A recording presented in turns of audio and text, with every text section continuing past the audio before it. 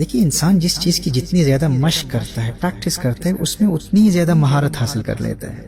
اگر آپ روزانہ خوشی کی پریکٹس کریں گے تو آپ خوشحالی میں کمال حاصل کر لیں گے، اور اگر آپ ہر روز چھوٹی چھوٹی باتوں پر غصہ کرنے، ناراض ہونے، ڈانٹنے، شور مچانے اور بات بات پر گلے شکوے کرنے کی پریکٹس کریں گے تو آپ پریشان اور اداس رہنے میں ماہر ہو جائیں گے، جس کا نقصان آپ کو پہنچے گا، آپ کی صحت کو پہنچے گا۔ آپ دکھی اور ناخوش رہنے میں اس قدر مہارت اور کمال حاصل کر لیں گے کہ زندگی میں آپ کے مزاج کے خلاف ہونے والی چھوٹی چھوٹی باتیں آپ کو غصہ دلانے اور ناخوش کرنے کے لیے کافی ہوں گی۔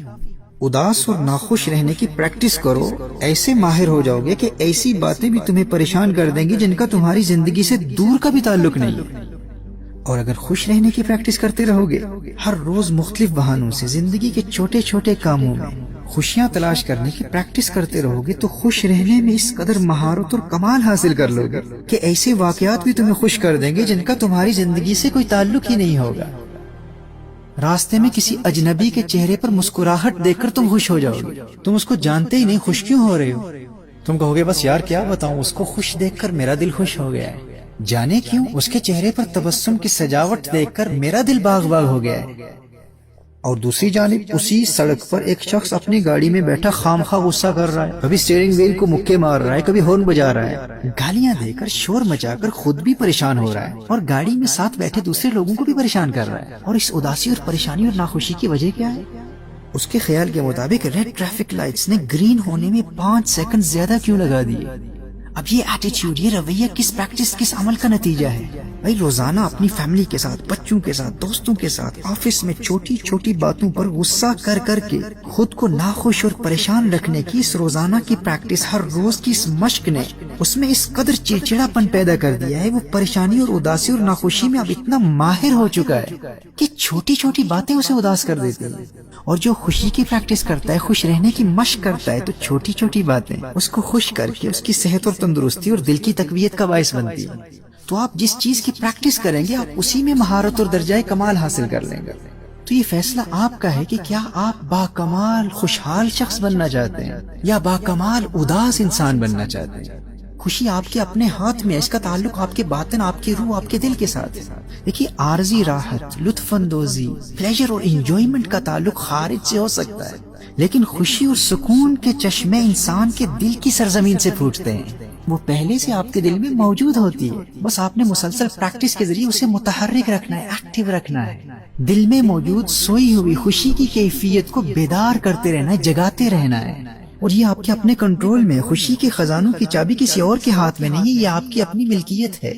اگر آپ خود چھوٹی چھوٹی باتوں میں خوشیاں تلاش کر کے دل میں موجود خوشی کی اس کیفیت کو ایکٹیو رکھیں گے، بیدار رکھیں گے، اور یوں ہر روز خوش رہنے کی پریکٹس کرتے رہیں گے، تو دنیا کی کوئی طاقت آپ کو آپ کی خوشیوں کی دولت سے محروم نہیں کر سکتی۔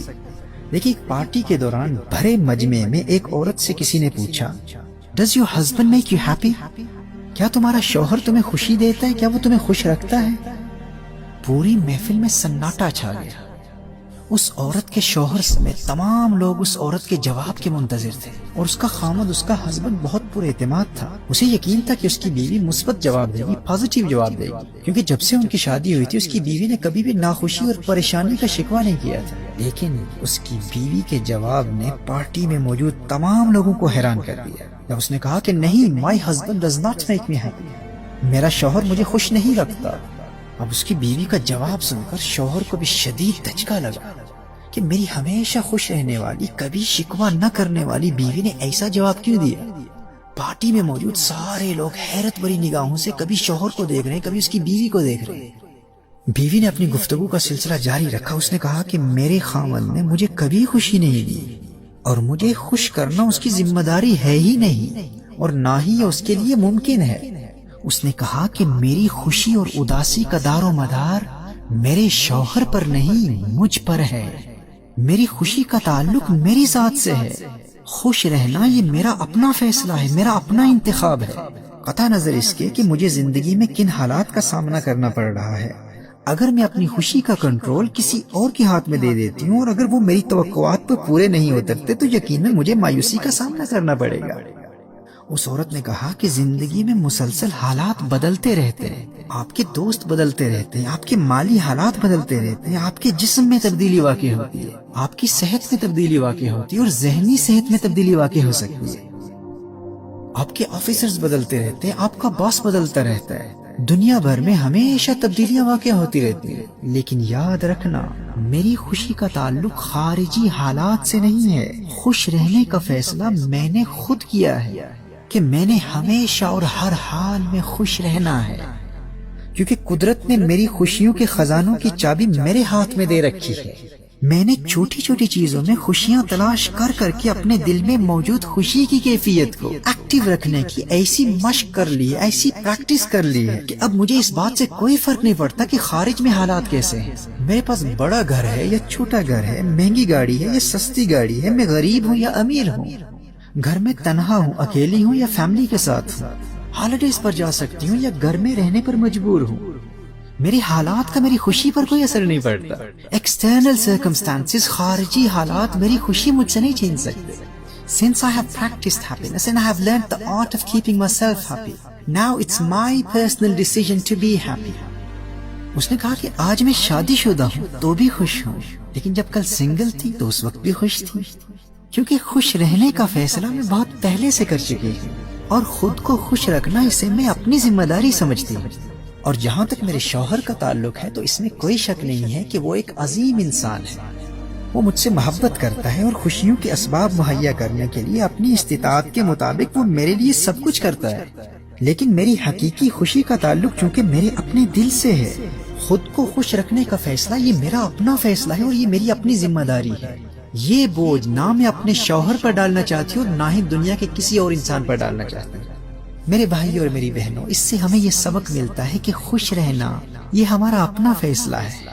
اپنی خوشیوں کا کنٹرول کبھی کسی اور کے ہاتھ میں نہ دیں، نہ کسی انسان کو، نہ زندگی کے بدلتے ہوئے حالات کو، اور نہ ہی کسی مادی چیز کو، کیونکہ یہ ایک قسم کی غلامی ہے۔ جس طرح آپ خود کسی کی غلامی قبول نہیں کر سکتے تو اپنی خوشیوں کو کسی کی غلامی میں کیسے دے سکتے ہیں؟ اگر آپ کی خوشیوں کا فیصلہ دوسرے لوگ کر رہے ہوں یا آپ کے حالات کر رہے ہوں تو کیا یہ غلامی نہیں ہے؟ آپ کی خوشیاں نہ کسی انسان کی غلام ہیں، نہ زندگی کے حالات کی غلام ہیں۔ حالات جیسے بھی ہوں، آپ کی خوشیوں کا تعلق آپ کے دل کی سکرین سے ہے، اور آپ کی خوشیوں کا ریموٹ کنٹرول آپ کے اپنے ہاتھ میں ہے۔ اسے سنبھال کے رکھیے گا، یہ کبھی کسی اور کو نہ دیجیے گا، اور خوش رہنے کی پریکٹس کرتے رہیے گا۔ جتنی پریکٹس کریں گے اتنی ہی مہارت حاصل ہوگی۔ ان شارٹ لیکچرز کے ذریعے ہم آپ کو مزید ٹپس بتاتے رہیں گے۔ اچھا، یہاں کسی کے ذہن میں یہ کنفیوژن بھی پیدا ہو سکتی ہے کہ اگر خوشی کا تعلق انسان کے اپنے دل سے ہوتا ہے، خارج سے نہیں ہوتا، تو پھر ہم یہ کیوں کہتے ہیں کہ لوگوں کو خوشی دو؟ کوئی خارج سے کسی کو خوشی کیسے دے سکتا ہے؟ تو یاد رکھیے، خوشی کی اصل جگہ انسان کا دل ہی ہوتا ہے۔ یہ خزانہ آپ کے دل کے اندر ہی موجود ہے۔ خارج سے انسان کے دل کے اندر موجود خوشی کی کیفیت کو ایکٹیو کرنے کے اسباب اور محرکات بھیجے جاتے ہیں۔ جب بھی ہم ان لیکچرز میں یہ کہیں گے نا کہ لوگوں کو خوشی دو، تو اس کا مطلب یہی ہوگا کہ لوگوں کے دلوں میں موجود سوئی ہوئی خوشی کو بیدار کرو، اسے جگاؤ۔ دل میں پہلے سے موجود خوشی کو متحرک کرنے، ایکٹیو کرنے یا ٹریگر کرنے کے لیے خارج سے اسباب و محرکات بھیجتے رہو۔ خوشی دینے کا یہی مطلب ہے۔ اور آج کا یہ پیغام ذہن نشین کر لیجیے، اگر آپ نے ہر حال میں خوش رہنے کا فیصلہ کر لیا ہے تو دنیا کی کوئی طاقت آپ کی خوشی آپ سے چھین نہیں سکتی۔ بس کنٹرول اپنے ہاتھ میں رکھنا ہے، کسی اور کے ہاتھ میں نہیں دینا۔